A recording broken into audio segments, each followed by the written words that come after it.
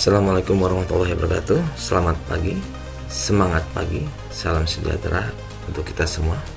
Perkenalkan, nama saya Dr. Ahmad Denny Suwardani SE MSI. Saya adalah Widya Iswara, ahli media dari Badan Pengembangan Sumber Daya Manusia Kementerian Dalam Negeri. Saya selain mengajar juga aktif di media sosial. Bisa dilihat dari tayangan saya, YouTube saya Ahmad Denny, Facebook saya Ahmad Denny, Instagram saya Denny88, Twitter saya @denny88, dan nomor HP saya 0818 0960 88. Selain itu juga saya sudah mulai belajar untuk aktif di media sosial TikTok, media sosial yang sering digunakan oleh masyarakat Indonesia. Dari urutan pertama sampai 5 adalah pertama YouTube, kedua WhatsApp, ketiga Facebook, keempat Instagram, kelima Twitter, dan tahun 2022 ditambah TikTok. Maka kita sebagai birokrasi juga jangan sampai tidak aktif di media sosial yang sering digunakan oleh masyarakat Indonesia. Oke, kali ini saya akan menyampaikan tentang strategi pembelajaran agenda 3 manajemen strategis pada pelatihan kepemimpinan nasional tingkat 2, mata pelatihan marketing sektor publik.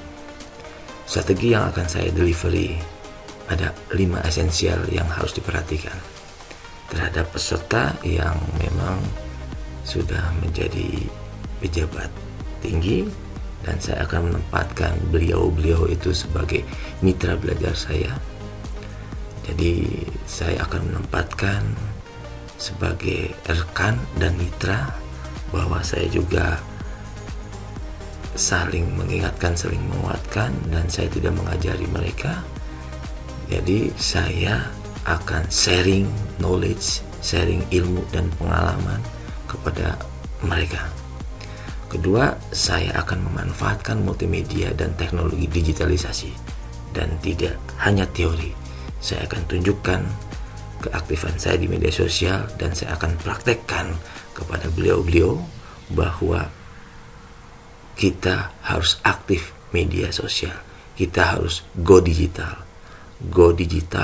or die, go digital or left behind, go digital, be unstoppable.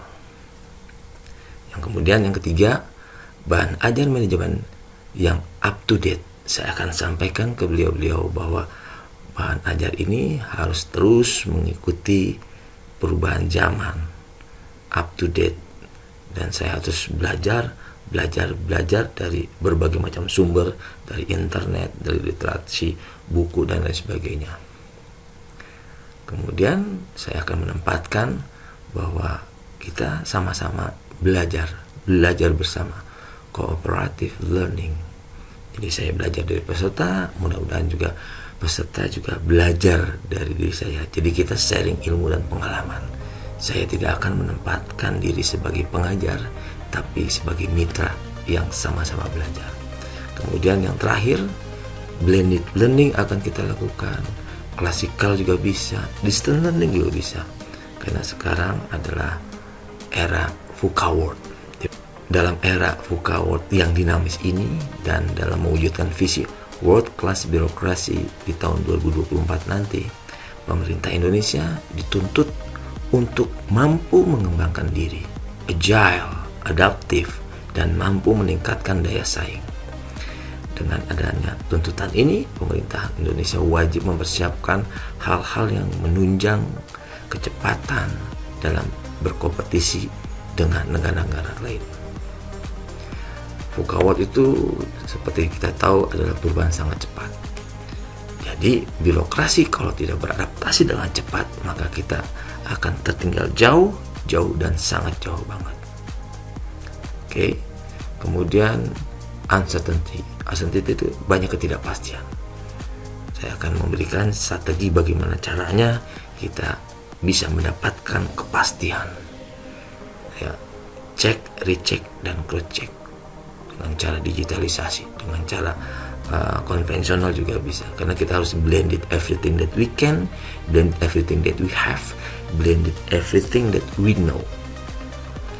Kemudian ada kompleksitas, di mana artinya kita tidak bisa menyelesaikan satu masalah dengan satu cara. Walaupun sekarang era digital, kita juga harus blended juga, bahwa konvensional juga perlu kita campur aduk dalam rangka memecahkan masalah yang ada. Karena seperti orang ketahui bahwa ada bahasa Inggris, today's problem become from yesterday's solution. Artinya walaupun kita sekarang sudah dapat solusi, siap-siap ke depan akan ada masalah baru. Jadi kita tidak perlu menghilangkan masalah, tapi mengeliminir masalah sehingga tidak makin besar. Dan yang terakhir adalah ambiguitas. Makanya kita harus benar-benar bisa berdiri bersama, musyawarah mufakat, sehingga ada kesepakatan bersama, pengertian dari satu orang dengan orang lain harus sama, satu persepsi, sehingga kita akan berjalan bersama-sama menuju tujuan yang sama. Visi presiden, kalau di daerah, visi kepala daerah, provinsi, visi gubernur, kabupaten, visi bupati, wali di kota, visi wali kota, sehingga kita nggak akan mendapatkan sesuatu yang ambigu di segala sesuatu keadaan. Mata pelatihan agenda ini, agenda 3 ini, mata pelatihan agenda 3, saya akan sedikit membahas tentang marketing sektor publik di dalam pelatihan kepemimpinan nasional tingkat 2 nanti. Ada deskripsi singkat. Marketing sektor publik itu suatu pendekatan dalam rangka meningkatkan kualitas produk yang dihasilkan organisasi tersebut. Produk organisasi tersebut dapat berupa barang, layanan, kebijakan, program, atau kegiatan. Produk inilah yang harus diproduksi dengan pendekatan marketing, yakni dengan memahami kebutuhan dan tuntutan pelanggan, customer, atau masyarakat kita. Sebagaimana di sektor swasta, marketing memegang peran utama untuk itu. Dalam konteks organisasi publik, prinsip ini juga sangat membantu kualitas produk yang perlu dijual kepada masyarakat, organisasi lain, atau bahkan unsur internal organisasi sebagai konsumennya. Dengan kualitas yang lebih baik tersebut, maka organisasi publik akan meningkat kinerjanya dan dibarengi serta didapatkan penerimaan yang lebih baik dari masyarakat. Atau dengan kata lain, terjadi peningkatan akuntabilitas dari organisasi tersebut terhadap publik sebagai prinsipal dalam mekanisme akuntabilitas. Ada istilah bisnis, rezeki itu datang dari orang yang mengenal kita.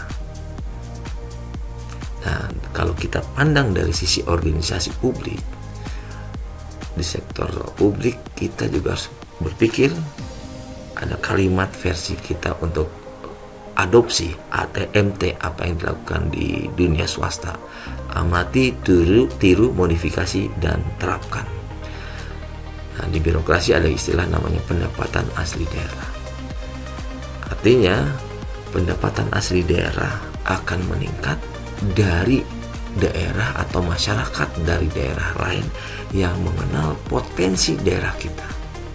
Maka dari itu, masing-masing SKPD yang ada di daerah harus rajin membrandingkan, mempromosikan, mengenalkan, menginformasikan, membrandingkan, mengedukasikan sesuai tusi masing-masing, sehingga nanti banyak masyarakat atau orang lain atau organisasi lain dari daerah lain mengenal potensi daerah kita masing-masing, sehingga di situ akan terjadi yang namanya marketing sektor publik.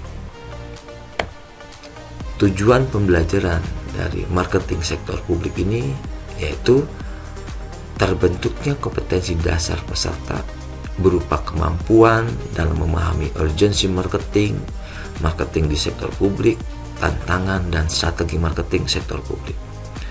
di mana indikator keberhasilannya diharapkan peserta mampu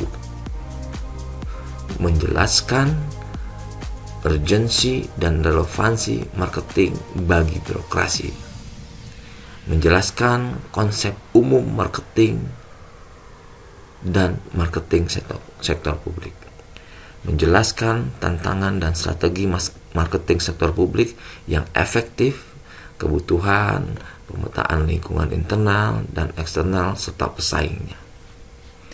Nah, intinya kita juga harus bisa menganalisa SWOT, strength, weakness, opportunity, threat, untuk bagaimana kita bisa memasarkan ke publik produk-produk yang ada di masing-masing SKPD atau di daerah. Adapun materi pokok dan submateri pokok, yang lebih lengkapnya adalah materi pokok pertama adalah tantangan kinerja birokrasi dalam era teknologi informasi, di mana submateri pokoknya adalah indikator kinerja birokrasi, perkembangan teknologi dan perubahan sosial, perkembangan tuntutan masyarakat. Dan yang kedua adalah prinsip dasar marketing dan marketing sektor publik. Submateri pokok antara lain pengertian dan tujuan marketing, urgensi marketing pada sektor publik, marketing mix dan fokus pada customer, dan juga social marketing. Dan materi pokok yang ketiga adalah strategi penerapan strategi marketing pada sektor publik, di mana sub materi pokoknya adalah identifikasi customer dan riset pasar, mendesain produk, menetapkan harga, mengatur distribusi, dan melakukan promosi, atau istilah bisnisnya sering kita kenal 4P: product, price, place, and promotion. Saya juga akan menunjukkan dan memperlihatkan kekuatan cara kerja digital di industri 4.0, bahkan ada orang yang sudah bilang 5.0 ya. Kekuatan aplikasi yang akan saya gunakan adalah pertama, aplikasi berbasis WhatsApp ini akan mengirim lebih dari ribuan pesan setiap hari. Kemudian setiap pesan ada nama penerima pesan, sehingga pesan terkesan sangat personal.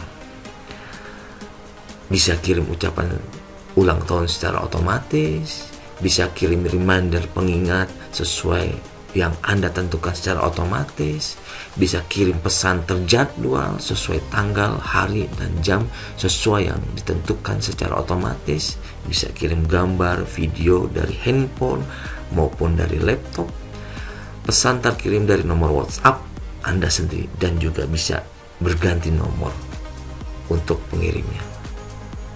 Demikian saya sampaikan. Assalamualaikum warahmatullahi wabarakatuh.